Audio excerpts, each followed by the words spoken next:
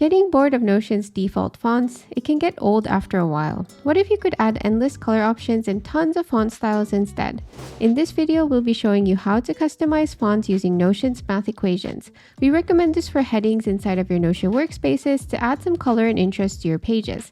If you find this helpful, be sure to like, subscribe, and turn on the notification bell. Stay until the end to get a free custom font and text guide. Let's first go over the basics of custom fonts and text. So you might already be familiar, but basically Notion comes with 3 text options right now, which is default, serif, and mono. However, if you want to go beyond that, we would highly recommend you to try using something called KaTex, which you can access by adding math equations to Notion. So this sounds a bit weird when it comes to fonts that you would be using math equations, but it's actually really useful to use because then you unlock a whole bunch of different formatting options and colors and fonts.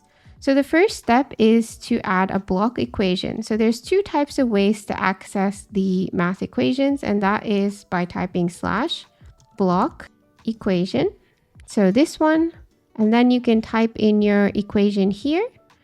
The other option is to access it by typing $2 followed by your equation. For example, let's say that we have text here, and then you can put another $2 to add it in line. So the rest could be normal text here. So this is another way you can add custom font or text. And here you can add the same thing. So let's say we have text here, and you can see that it centers the text. So with Notion, all the headings are aligned to the left. So this is one way to bypass it so that you could add a custom heading where it's centered.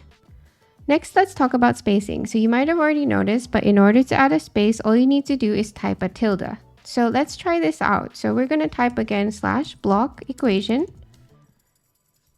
And inside here, we're going to type text with the tilde, here, tilde. And you can even add more to move over the text. So if you had a specific way you wanted to put this here, you could also add more tildes to add more spaces. So this is the basics of how to add spaces inside of this equation. And the same goes for if you are adding it inside the inline. So if we type /inline equation, and let's say text, and then tilde here. So like this, you can add both of these types. Next, let's talk about predefined colors. So another huge perk about using Notion's math equations is that you can access all of these predefined colors here and more. And this handy chart was made by notionthings.com, which we'll leave the link to in the description below. But this is really useful. All you need to do is choose a color here and then put in the color name inside of this bracket and then your text here. And you need this /color. So let's actually try this out. Let's say that we want to try out this light salmon color. So we can go ahead and type the /block equation to create this block equation, and then /color. And then let's go ahead and put this light salmon, and we'll put another bracket with the text. So text tilde here, like this, and done. So as you can see, the color became this really nice salmon pink color, and you can basically choose any of these here. And here are some additional examples. So for example, this one uses coral color, this one uses light blue. The other option when it comes to colors is that you can actually, instead of the color name, place custom hex codes. So this gives you even more customizability. If you have that perfect cover photo that you want to match the color with, you can definitely do that with these hex codes. So let's go ahead and find a color using hex codes to try this out. So we recommend using something like this where you can easily pick a color and get the hex code. So let's say that we want something in the bluer area like this, and we chose a color like this. We could just copy this hex code. And then let's paste in the hex code. So this is the hex code. And let's type /block equation. And inside here, we can go ahead and paste in this equation. And instead of this, we're going to place this one. So we're going to copy that and place it in here like this. So now we got this blue color that we custom chose through the hex codes. Next, let's talk about background colors and border colors. So for background colors, you can use something called color box. So here is the formula for that. And in this case, we chose a misty rose color inside of here, and then the sample text went inside of here. Now, if you want border colors, you need to do F color box instead. And in this case, we chose a gray outer border and a powder blue inside, and then the sample text here. So you basically can combine any kind of color you want. So let's just test it out by typing / block equation. And we're going to do the backward slash. So first we'll try the color box. And let's go something simple like pink. And we're going to choose a text here. So let's put text here. And as you can see, it's a default pink color. So now if we wanted to change this to F color box, we need to add 2 colors. So let's go ahead and add a gray border here. So we can type gray, done. So as you can see now, the border is gray.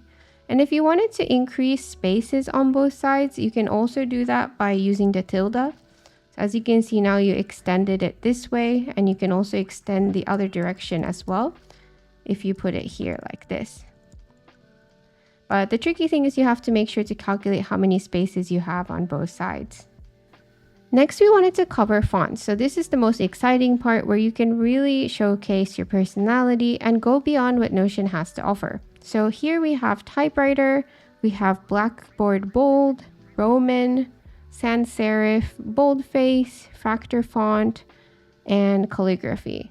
So you can really add some character here. So let's actually try something fun like this fractal font, and we can try it out. So basically all you need to do is type again / block equation, and then we'll type the backward slash frac and then sample text. So let's put text here and then done. So basically we have it here. And if you're interested in the other method, you can also do it inside of your inline text. So let's go ahead and put $2, paste in the code, and then 2 more. And we have this text here. And the nice thing about the inline is that you can actually then color it. So let's say you wanted a yellow background here. You can also do something like this. Next, let's talk about sizes. So the other interesting thing is that you can have a huge selection of different sizes of your text. So as you can see, we have huge, large, normal size, small, footnote size, and it goes all the way to tiny. So you really have a lot of customization you can do with the sizes, and we'll be sharing you all of these codes inside of our free font guide. So be sure to check it out. But let's say that we want to try the large size here. So then we can go ahead and again type / and block equation. And let's do the backward slash large, and we can put text here. So text here. So as you can see, it's a really great custom way to add different size text. Next, we wanted to cover some accents and decorations you can add to your text, and this is really numerous, so we highly recommend you to check KaTex actual documentation where you can see every single option that's available, but we just wanted to give you a sample of what's possible. So you can do underlines, you can add tildes, you can do wide tildes, you can under tilde, overline, undergroup, and you can even add brackets. And in this case, we just wanted to share you some of the options you can do with the brackets. So as you can see, there's many you can use. And if you find one you like, you can just simply use these codes inside of the equation to get this effect. So we can actually try one of these. So let's say that we want to do a vertical one. So we can go ahead and do that. So let's go ahead and type / block equation. And then what we can do is do the backward slash. And since we like the vertical one, we can do the L vert and R vert. So we can do L vert. And then we can type our text here. And then we can do the right Vert like this. So this is another option to format your text. So finally, we just wanted to talk about how you can combine all of these, and it's quite simple. You'll need to use some brackets in order to achieve this. So in this case, what we did was that we wanted everything to be pink. We wanted it to have an underline, and we wanted it in the typewriter text. So let's say that we wanted something that has a background color. So we would do / block equation, and we could do something like backward slash, and we can do color box. And let's say that the color box is going to be light blue, and the text is going to be text here.